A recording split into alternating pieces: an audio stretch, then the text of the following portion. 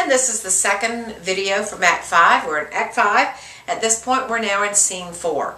This is the country near Birnam Wood. So the English soldiers have marched this way with Macduff and with Malcolm. And they're getting closer if we're picturing that our castle is here and Birnam Wood is right below. I'll draw you some illustrations and I'll put those on along with this video.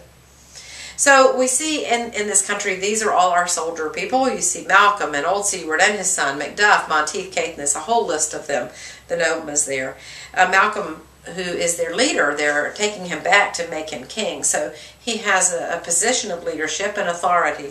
And he says, cousins, I hope the days are near at hand that Chambers will be safe. I hope it won't be long before everything is going to be fine. And they all agree with that. Seward says, what wood is this? Keep in mind he's from England, so he's really not that familiar with the country of Scotland. He says, where are we? What wood is this? This confirms for the audience, this is Birnam Wood, because again, the staging in Shakespeare's day would not be such that they would be able to recognize that this is where they are. It has to be in the actual lines for the audience to be able to follow. The wood of Birnam. Malcolm says, here's an idea. Let every soldier hew him down a bough and bear it before him. Thereby shall we shadow the numbers of our hosts and make discovery err in report of us. Everybody cut down a tree branch and hold it in your hand.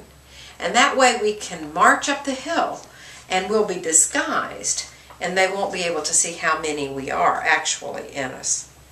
Now, what does that sound like? It sounds like that prophecy coming true, doesn't it? They say it shall be done. Seward says, we learn no other, but the confident tyrant keeps still in Dunsinane and will endure our setting down before it. Notice that every time they talk about Macbeth, they call him a tyrant or some other very negative term. Have you ever heard them call him king? No, and you will not. So they say he's still there, he still feels confident. That's the word that we're getting. Malcolm says it's his main hope, where there is advantage to be given. Both more and less have given him the revolt. None serve with him, but constrain things where hearts are absent too. There's nobody left who's really loyal to him. Macduff, let our just enemies attend the true event and put we on industrious soldiership. Seward, the general, says the time approaches that will with due decision make us know what we shall say we have and have what we owe. Thoughts speculative, their unsure hopes relate, but certain issues stroke must arbitrate, towards which advance the war. And so here they go. It's time to march. We're moving forward, we're moving onward, and we're going to be successful. And now we're at Scene 5, which takes us inside the castle. We're going to see Macbeth again.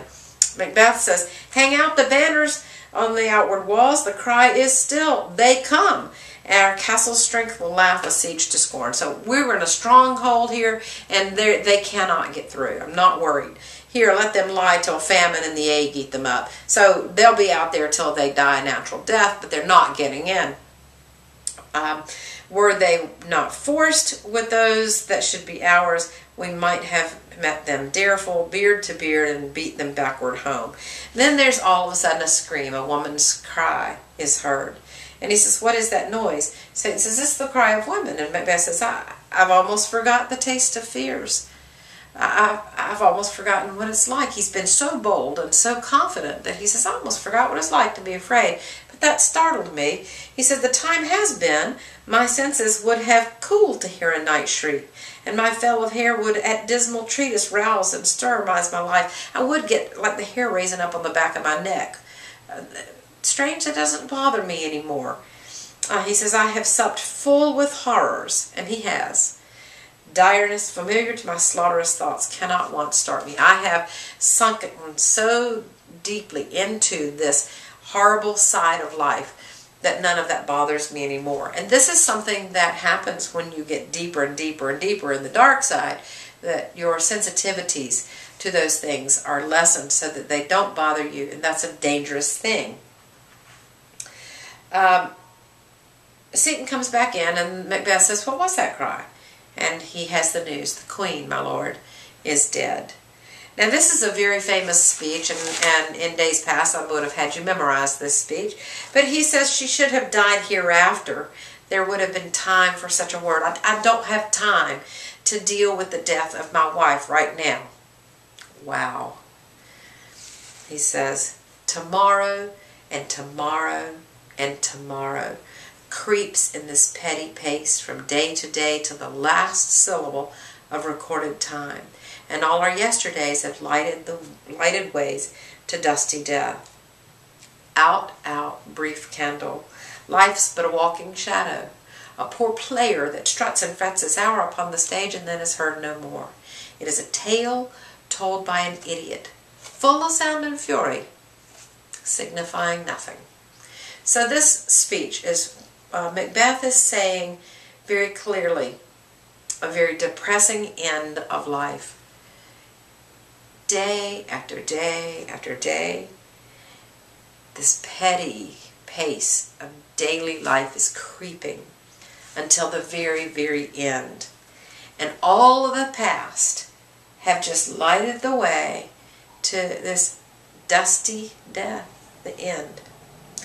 Out, out, brief candle. Lady Macbeth is that brief candle, and her light is going out. Life's but a walking shadow, a poor player that struts and frets his hour upon the stage and then is heard no more. Life is this series of comparisons here with life. Life is a walking shadow. It's not real. It is like an actor that makes an entrance on stage, does his little thing, and then exits. It is a tale told by an idiot. Life is ridiculous. It's a tale, a story told by an idiot, full of sound and fury, lots of drama, but it means nothing, signifying nothing. So we can see that in Macbeth's mind that nothing, absolutely nothing, makes sense. It has all come to nothing. It has been not worthwhile what he has done. A messenger comes in and reports to him. He says, "You're not going to believe this, Macbeth. Upon my word, I saw, but I can't believe it myself. As I did stand my watch upon the hill, I looked toward Burnham, and soon, anon, methought, the wood began to move." Now, that's going to upset Macbeth because that's one of the prophecies coming true. And he says, "Liar and slave?" He says, "It's true, Lord, it's true. I saw it."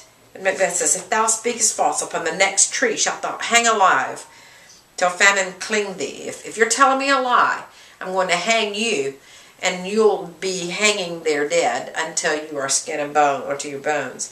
"If thy speech be sooth, I care not if thou dost me for as much. I'll pull in resolution, and begin to doubt the equivocation of the fiend that lies like truth." And he's talking here about the witches. They were fiends. They sounded like they were telling me the truth, but it seems like they were lying. Because now what they told me was, "Fear not till Burnham wood do come to Dunsinane." And now a wood comes toward Dunsinane. Arm and out. Arm meaning put on your armor and let's go out. "If this which ye avouches does appear, there is nor flying hence nor tarrying here. I begin to be weary of the sun. I am weary of life, of this.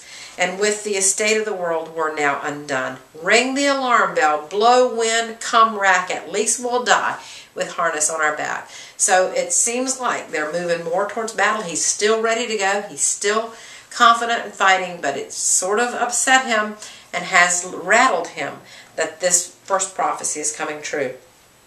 Now, we also see right down below the castle, where they have come through the woods now, and they're right at the edge of the castle. And Malcolm says, "Now lay your branches down. It's time to attack, and show who you are." Now he says, "You, worthy uncle, shall with my cousin, your right noble son, lead our first battle. Macduff and we shall take punts. What else remains to do according to our order?" So Seward sends young Seward in first, and Malcolm and Macduff are going to come in afterward. We see then we're back inside the castle again. That was a very short scene. Back inside the castle. And Macbeth says, "They've tied me to a stake, I cannot fly. But bear-like I must fight the course." When he says bear-like, that was, and you see a scene in one of the movies where there's bear baiting. That was common in Shakespeare's day, where they would take a bear and they would actually stake it and then let it fight dogs. And whichever one, that let it fight to the death. He says, "I'm like that. I'm like chained to a stake. I'm in this castle. I cannot fly, but I will fight to the death."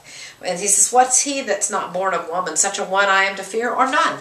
So everybody was born of a woman. I'm still okay. When young Seward comes in, he doesn't know who Macbeth is. He's from England. He's never been there. And he comes right in and he sees this man and he says, what's thy name? And Macbeth says, thou be afraid to hear it. Young Seward says, no, though thou callest thyself a hotter name than any is in hell. Macbeth says, my name's Macbeth. Then young Seward says, the devil himself could not pronounce a title more hateful to mine ear. And Macbeth says, no more fearful. So they begin to fight, and Macbeth wins. He kills young Seward.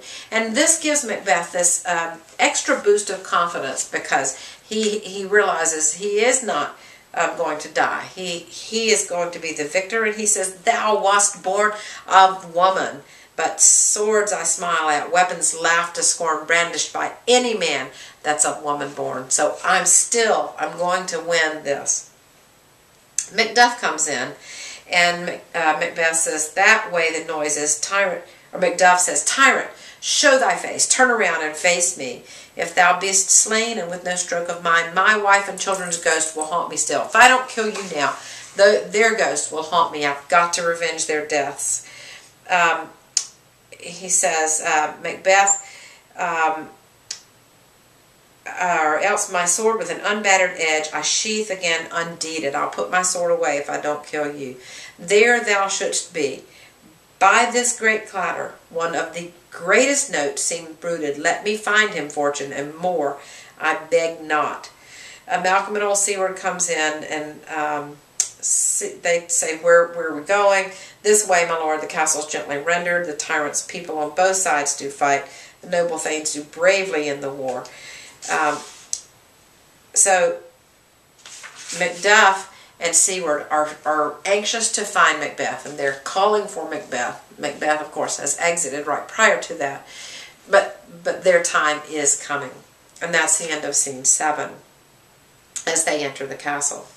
In scene 8, we're in another part of the field, and Macbeth comes in. He says, why should I play the Roman fool and die on my own sword? Whiles I see lives, the gashes do better on them. Playing the Roman fool, you know this probably from your study in Julius Caesar, where it would have been more honorable to take a sword and actually fall on the sword and die of your own hand than to be captured by your enemy. And Macbeth says, I'm not going to do that. That's foolish. Macduff comes in, and this is where they face off. Macduff says, turn, hellhound, turn. Macbeth hears him. He knows him. They know each other. And he says, of all men else I have avoided thee. Now, why do you think that he has avoided Macduff? Well, yeah, you're right. It's because he had Macduff's family killed, and he's got that blood on his hands and his heart. He knows that. He says, but get thee back. My soul is too much charged with blood of thine already. I don't want to kill you, Macduff, because I've got too much of your family's blood on my hands. This might be a mistake on Macbeth's part. Maybe. If he wants to survive, he should go with what he said to begin with and kill Macduff right away. Macduff says, I have no words. My voice is in my sword. I don't want to talk. I just want to use my sword against you, thou bloodier villain. Macbeth says, thou losest labor. You're going to lose then. I bear a charmed life, which must not yield to one of woman born. So I'm charmed. You can't hurt me. Bring it on. But you can't hurt me because nobody born of woman can harm me. Macduff says, well, guess what, Macbeth? Despair thy charm, and let the angel whom thou still hast served tell thee that whoever it is, that angel, really an angel of death, one of the witches, let me tell them, let them tell you, Macduff was from his mother's womb untimely ripped. So here's a technicality. Macduff was not born of a woman. He did not travel through as a baby the birth canal. He was untimely ripped. That means he was taken from his mother's womb in a cesarean section. So he was not technically born in the natural way. Macbeth realizes that he's been had. He realizes that everything that the witches said now has been twisted, that they gave him false confidence. And he says, accursed be the tongue that tells me so, for it hath cowed my better part of man. There's another reference to that masculinity. And be these juggling fiends no more believed, that palter with us in double sense, that keep the word of promise to our ear, and break it to our hope. I'll not fight with thee. These witches, now he realizes that they've tricked him. He says, I'm not going to fight with you. Macduff says, then yield, because I'm going to fight with you, and live to be the show and gaze of the time. We'll have thee. I will kill you. As our rarer monsters are, painted upon a pole and underwrit, here may you see the tyrant. I will have your head on a pole.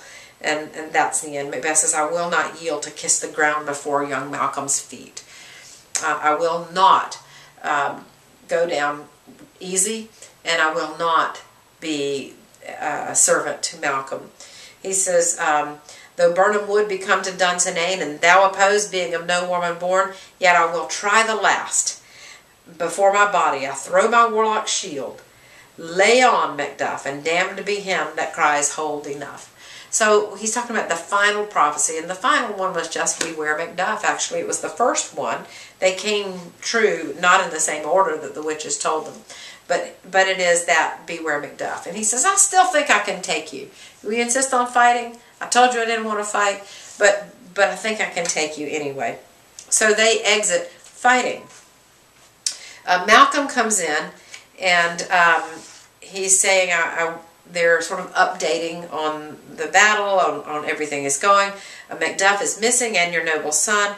Now Ross has news to old Seward. Your son has been killed. He says, your son, my lord, has paid a soldier's debt. He only lived till he was a man. He was a young guy. The which no sooner had his prowess confirmed in the unshrinking station where he fought, but like a man he died. So you can be proud of him. Seward said, then he is dead? Aye, and brought off the field. Your cause of sorrow must not be measured by his worth, for then it hath no end. Had he his hurts before? Aye, on the front. Now why would he ask, where were his wounds? Were his wounds on the front of him, he said, or were they on the back of him? Does that make a difference? Of course it does. Because if the wounds are on the front of him, it means that he fought face on to his enemy. He did not turn around and run and have the wounds on his back. So that means he was a man. It means he was brave, and that was important to him.